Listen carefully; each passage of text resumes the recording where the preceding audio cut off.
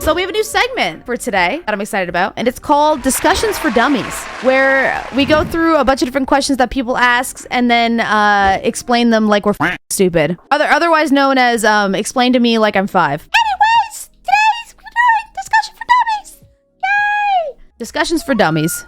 Name pending. If you guys come up with a better one, we can do a better one. Why is standing stationary for a long time more painful for your legs than walking for a long time? Is this true? Is this actually a true thing? Because I feel like if I am standing, I do get more sore than if I'm walking for a long period of time. But my feet will hurt more if I'm walking. The muscles in your legs are designed to squeeze the veins when you're walking. This helps pump the blood back up to the heart against gravity. No walking, no muscle assist. British bobbies were taught to occasionally lift their heels and stand on the balls of their feet for a few seconds to help with this. Oh, are the bobbies the one with the big hats? The ones with the big hats that can't move? Nope. That makes sense. So when you're walking, you're helping pump your blood. And when you're standing, nothing is helping. So it's just working against gravity. Bobbies are just cops? Oh, really? Why do some animals live much shorter lifespans than humans and others much longer? What determines the lifespan of an animal? I wonder why. I actually don't know this. See, a lot of these you hear and you're like, oh yeah, that's obvious. And then you're like, actually have to sit down and try to explain. You're like, I have fucking no idea. Because I was told the size of the animal, maybe. Dick size. Okay, let's see. For most animals, it mostly has to do with energy usage, aka metabolism. Generally, the higher an animal's metabolism, the shorter its lifespan will be. What do you mean? HP has a very high metabolism. He shits so much. What do you mean? Animals that spend a lot of time chilling out and not doing anything energy intensive, whales, turtles, live a very long life. Whereas animals that are high energy, rats and flies, live a much shorter life. This also correlates to size because larger animals tend to have a slower metabolism. Metabolism causes a lot of wear and tear on the cells, which eventually leads to death. There are a few other factors that scientists believe play a part and is still a debated topic to this day. Wow. Sheesh. So all these motherfuckers bragging about having a high metabolism. Fuck you! Stay fat! Okay? Stop exercising! Live a very slow, lazy life. Live longer. Exercise be killing you, bro. Animals tend to live for 1 billion heartbeats. Slow down your hearts, homies. Is that actually true? I hate that. So you guys are literally slowly killing me every time we do a horror stream. Every time somebody buys a Johto pin, you are killing me by this much. Sub for more health tips with Alex. I know nothing about what I'm talking about. I'm using other people's content to make you content, you know? Lobsters could live for a very long time. Ah! Fuck, Brian, you're killing me by this much. Do nothing. Live longer. I guess that's why they want. Live fast. Die young. Whoa. Whoa. Or was it live fast, eat ass? Why does low water pressure result in water that is unsafe to drink? Is that true? Okay, let's just see. I guess I have no idea. Drinking water is supposed to keep moving in the pipes. It gets treated with chlorine or other chemicals when it leaves the treatment plant, which protects the water during its trip from the treatment plant to your home. But the treatment process can't kill 100% of pathogens in the water, nor can it do anything about the pathogens that might get into the pipes via tiny cracks. If the water spends too much time in the pipes, it warms up, which makes it friendlier environment for pathogens to multiply. It also gives those pathogens more time to multiply. If the water pressure is low, that means you aren't effectively keeping the water moving, and thus you're creating a good environment for pathogens to grow. Okay. I get that. That makes sense to me. Bacteria doubles in danger zones like every 20 minutes. That's also true. Water moving is good then. It works just like mosquitoes in ponds. Sheesh. Possibly why some cultures drink hot, boiled water to kill the pathogens. That would make sense. A lot of people have to boil their water because it's unsafe because the water pressure isn't moving quickly enough. Why do people who stutter don't stutter when singing? Is that true? I guess I've seen like proof of this in some people that have really bad stutters and stuff that they can, but does it have to do with concentration? Yes, it's true. The brains are smart. Musical ability comes from a different section of the brain than normal speech does. The stutter is an issue with the left side of the brain, not the entire brain.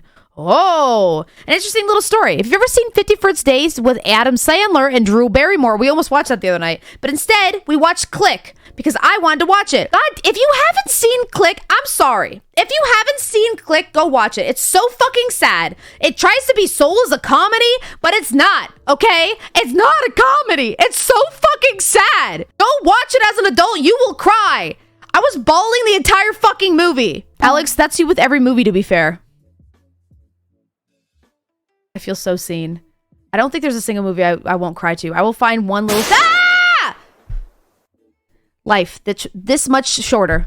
Anyways, this is a real thing that can happen. I took care of a young man who was in a horrible car accident. He cannot form any new memories that last longer than when he goes to sleep. He had to carry a Palm Pilot, yes, this was a while ago, in which he kept notes of the previous day, week, month, activities, who I was, who the other new people we met are, and it's like he had to relearn his whole life over again. Right from the time of the accident, imagine waking up thinking you have a 4-year-old sister to now she's 12 overnight.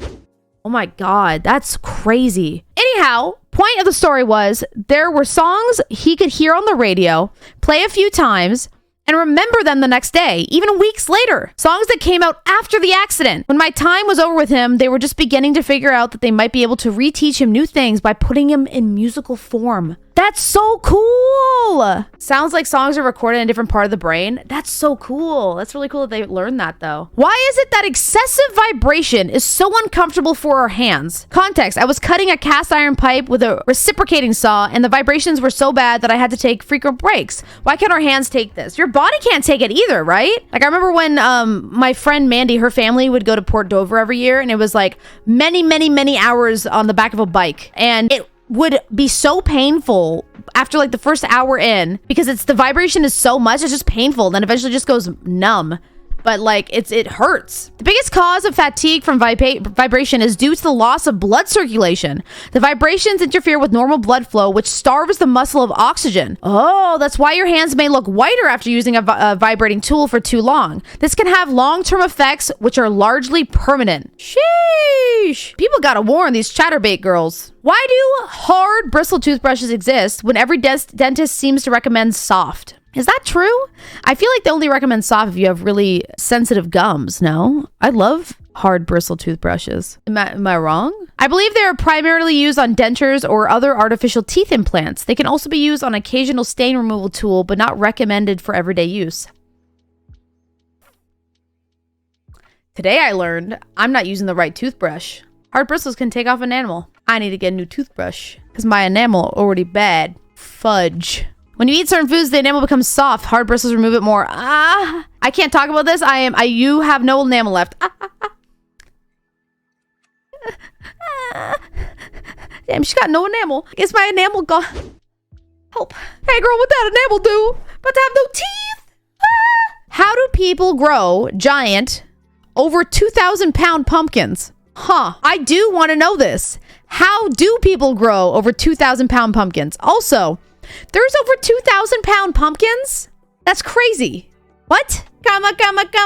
Chameleon. Okay, let's see. There are a few varieties of pumpkin that grow especially large. Atlantic Giant and Big Macs. Okay, I love that the pumpkin's name is just Big Macs. Are two popular varieties. It's pretty easy to get these varieties to grow 100 to 200-pound pumpkins. These varieties still have a variance in the size of the resulting pumpkin that depends on the individual seed's genetics and the growing conditions. After the normal maximums are reached, it takes good care to keep the pumpkin's weight, causing it to collapse. Oh, wow. Yeah, wait, did he mean 200 pounds? Because I don't think I've ever seen a 2,000-pound pumpkin. Hold up. I got you. Hold on. That's stupid. That's just stupid right there. That's a huge bitch.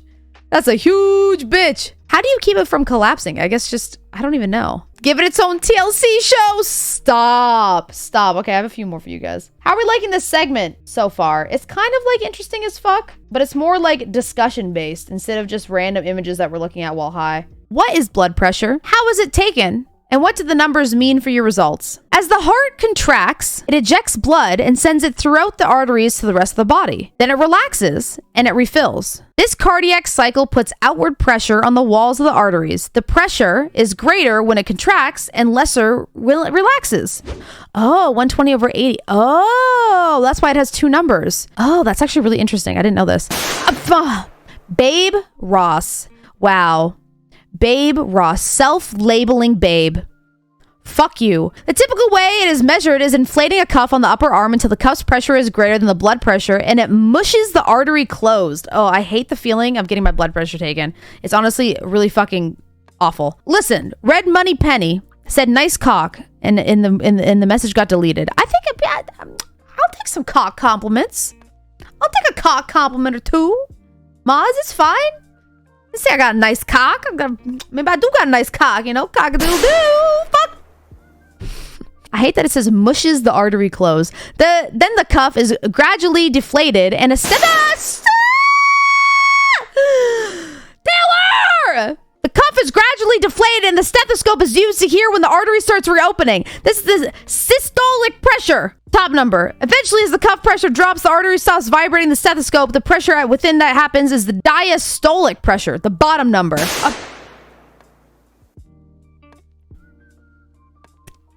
High blood pressure means the heart is working and pumping harder to get blood to the body. This puts strain on the heart and the arteries and causing... Blah, blah, blah. Y'all are trying to kill me. Y'all are... Every single person that comes through here with a Johto pin, I assume is trying to kill me. Why is it so difficult to go a week without eating when we have tens of thousands of calories worth of body fat? I think it's because you need the energy though, right? Even though you have calories of body fat, it's to give you energy. Fat people... Sorry. That's not what it said. Fat people! Fat may provide energy, but it does not provide all of your nutritional needs. You can live on fat and vitamin supplements and water pretty much indefinitely. As there was one guy who didn't eat for 200 plus days and came out on the other end just fine. He had some trouble adjusting back to food, but no long-term health complications. That's crazy. But it's also incredibly unpleasant. You're not supposed to want to live off fat reserves. Going back to hunter-gatherer times, your fat reserves were what kept you...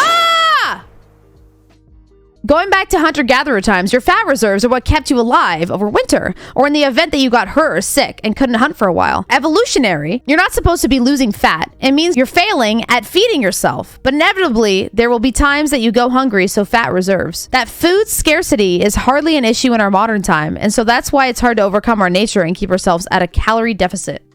Well, sheesh. Sheesh. It's a great question. How exactly does stress make someone gain weight? Isn't gaining weight just a matter of not burning the calories you take in? Where does being overstressed link into this? It's a great question. I would love to know the answer to this. Cortisol, a chemical your body releases when subject to stress, not fight or flight. That would be adrenaline, which is short term, causes a massive spike in hunger to replace resources it believes you're using to overcome the stressful event. Damn. Basically, your body is saying, I need all available resources to sustain life. Go get them. You might think you can win a fight like that with willpower, but it's unlikely over long term given how deeply wired that response is and how strongly it was conserved via evolution. Fuck.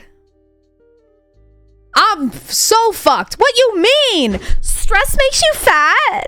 Oh my god, we need to get rid of the Johto. We need to get rid of the Johto alerts. I listen. If you're a YouTube person, hey, you there there on the YouTube. You have a good name for this segment? Put it down below in the comments and shit. That's right. Helps the algorithm. You commenting, liking and shit. Yeah. Thank you. Subscribe.